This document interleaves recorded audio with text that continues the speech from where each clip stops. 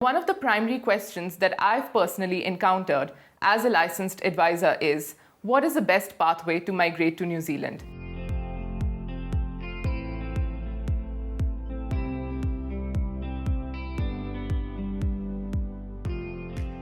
Hello everyone, I'm Navya Sikka, a licensed immigration advisor working with one of the best, most transparent and reliable education and migration consultancies, AJV Global. To start off with a bit of a disclaimer, this video is addressed to absolutely anyone and everyone who at any point in their lives might have harbored the dream to move to a country as spectacular as New Zealand. Now, while I'm sure that a lot of you may have had the desire to move to this wonderful country in the Pacific, I also do understand that there are a lot of apprehensions that come along with making such a huge decision. Now, one of the primary questions that I've personally encountered as a licensed advisor is, what is the best pathway to migrate to New Zealand? Well, if you'd like to know the answer to that, then I'd suggest that you watch on. In this video, I'm going to be giving you all a glimpse into what I personally believe is one of the easiest pathways to gain residency in New Zealand. And it is what we commonly refer to as the study plus settle pathway. Now, as the name itself suggests, this pathway to migration to New Zealand requires you to pursue a course in New Zealand. Now, how does that lead to residency, one might ask? Well, in order to find out, you will have to wait for the end of the video, so hang in there with me. So before I delve deeper into how one can really carve their way into becoming a New Zealand resident via the study route, I would like to address one popular question: what makes New Zealand an attractive destination to study from in the first place? Now, we live in the 21st century where we have an abundance of options, practically for every decision that we have to make in our lives, right from the clothes that we wear to the electronic gadgets that we purchase and even to the relationships that we forge in our lives. Under such circumstances, it becomes all the more important to make well-informed decisions, specifically when it comes to decisions that can be life-altering. In such a context, then, I do personally believe that it is extremely important to choose the right country to pursue your course from or to build a life in.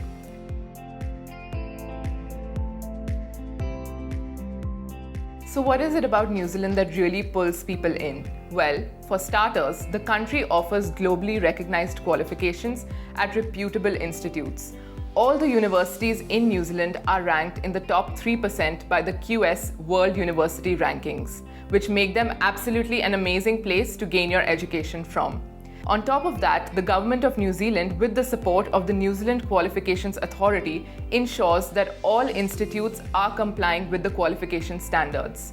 So a stringent quality assurance system in place regulating the education that is being given out to students ensures that each student has access to top world-class educational facilities. On top of that, the country also boasts of highly experienced faculty, access to latest technology, and a research or a practical focused methodology of teaching, which ensures that by the end of the course, you will be work ready and extremely in demand by a lot of employers within the country.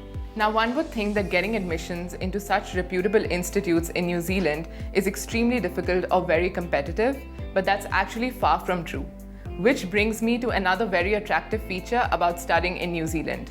New Zealand universities and educational institutes actually have minimal entry requirements, which makes it very easy for students to get an offer of place from any of the institutes, be it for any level, such as a graduate diploma, a bachelor's, or even a master's. So if you were not a valedictorian in your class and you actually got moderate grades, fear not, because you can still find yourself admitted into one of the top universities in the world, all thanks to the relaxed entry criteria offered by New Zealand's educational institutes. Another great advantage is that you can get all this and more at a very reasonable cost.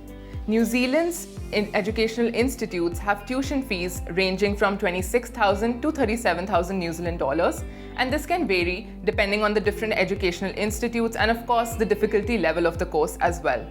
However, this is still a lot cheaper than the tuition fees that is imposed upon by a lot of students by colleges in other English-speaking countries such as the US, UK, or Australia. And so, studying in New Zealand does appear to be a lot more cost-effective, specifically for those of you who wish to upskill yourselves and at the same time save that extra penny.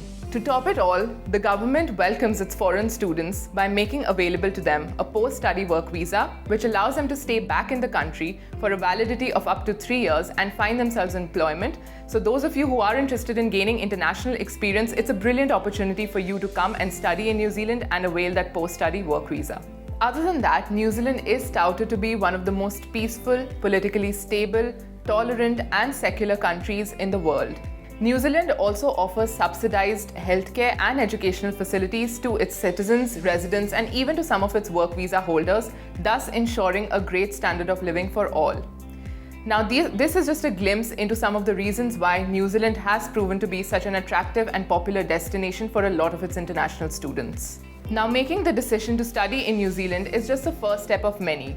How do you then proceed to go ahead with the seemingly mammoth task of getting your admissions into a college, choosing the right course for yourself, preparing your visa file, and ultimately moving to a completely foreign destination? Well, that's where companies like ours, such as AJV, step in to guide you from the outset till the very end. However, in the case of AJV, there never really is an end because we as a company believe in forging lifelong connections with our clients, and that's something that we constantly strive to achieve. So once you do sign up with an agency such as ours, we will work closely with you to assess your profiles and to suggest courses and colleges to you accordingly, depending upon your budget and perhaps even other considerations such as the city that you may wish to reside in. And once you have honed down your choices, we will get your admission application ready, send it off to the institute of your choice, and then get you an offer of place.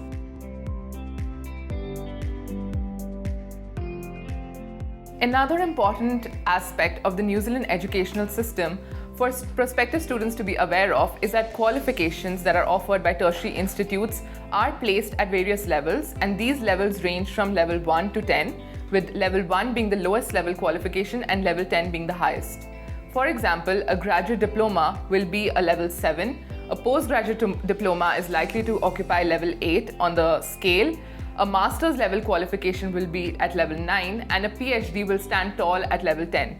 Now, the levels of qualification are usually set into place and approved by the New Zealand Qualifications Authority, which make it mandatory for colleges to enlist the level of qualifications that they are offering, so that the prospective students are aware of the difficulty level, the workload expectations, as well as the entry requirements of the course that they are willing to pursue.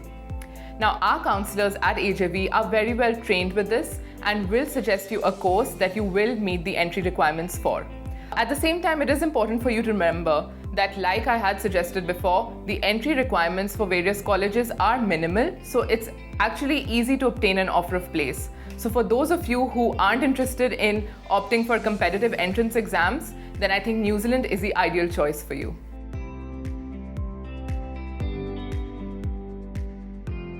There is, however, one requirement shared by all the educational institutes in New Zealand that needs to be met in order to enroll for a course, and that is the English language proficiency requirement.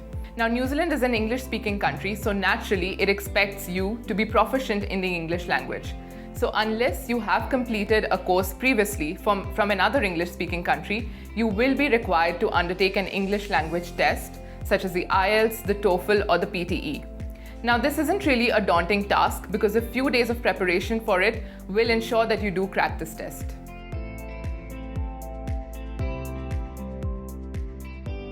Now, coming to one of the most crucial aspects of pursuing a course in New Zealand is how do you actually go about financing this? How much will the course cost you? What will the living expenses be? At what point do you have to actually pay the fees to the college? And what kind of funds are actually constitute acceptable evidence of funds? So these are some of the questions that really bother a lot of clients, and it's important for every student to actually understand them in depth. Now, it's not only important for you to have enough funds to actually fund your education in New Zealand, but it's also important for you to understand the guidelines imposed by Immigration New Zealand and abide by them. Now, before approving a student visa, the New Zealand High Commission will definitely verify your funds. They will assess the funds and check whether they indeed appear to be genuine and whether you have held those funds for a substantial period of time. Now, you can use a variety of funds, such as your salary savings. You can also take an education loan. You have the option of taking mutual funds, LIC policies, etc. So you have a lot of options to choose from, but at the same time, you do need to ensure that they meet immigration guidelines. Now, here is where things can get a little bit tricky, and it's important for you to seek professional guidance, such as with the help of an agency like ours, in order to make sure that your file is actually meeting all the immigration instructions. At AJV, we have highly skilled visa officers who have been trained thoroughly to collate documentation in line with Immigration New Zealand's requirements. And the best part is that they're all working under the direct guidance of ex-immigration officers such as myself, so you can be sure that your visa application is definitely going to be decision ready.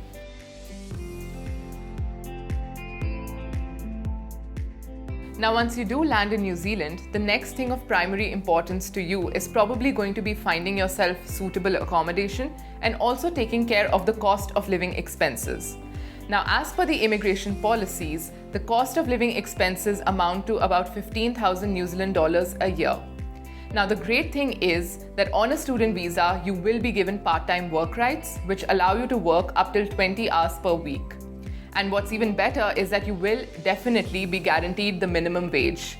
So that amounts to you earning about 20,000 New Zealand dollars just from part-time work, which can most definitely take care of all of your living expenses, including transportation costs, food, rent, etc. Now, when it comes to looking for your accommodation, that you do have a variety of options, such as, of course, renting a house, choosing to opt for a homestay, or even staying on campus accommodation. Now, if you do choose to sign up with us and become AJV clients, you will also have access to an AJV members only Facebook group where you can feel free to interact with students or former students who might be happy to share their accommodation with you as well.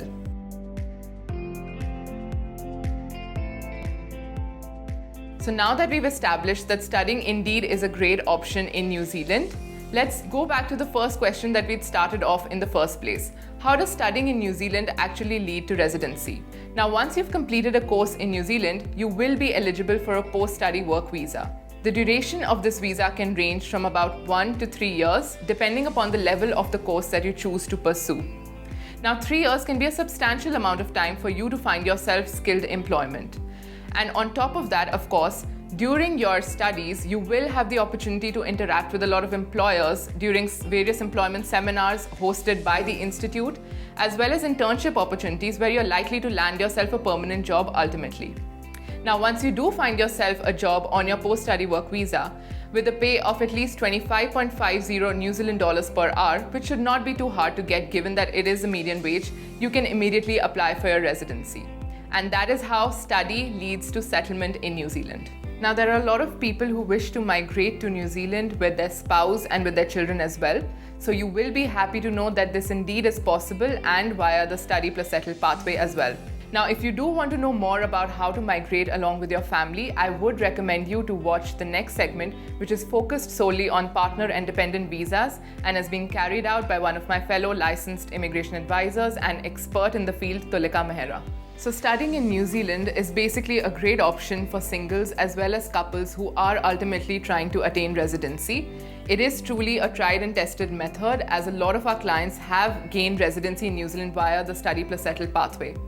At this point in time, I would also like to mention that AJV does have an office in New Zealand based in Hamilton. So we are here to support those of you who do land in New Zealand and begin your journey in a foreign country.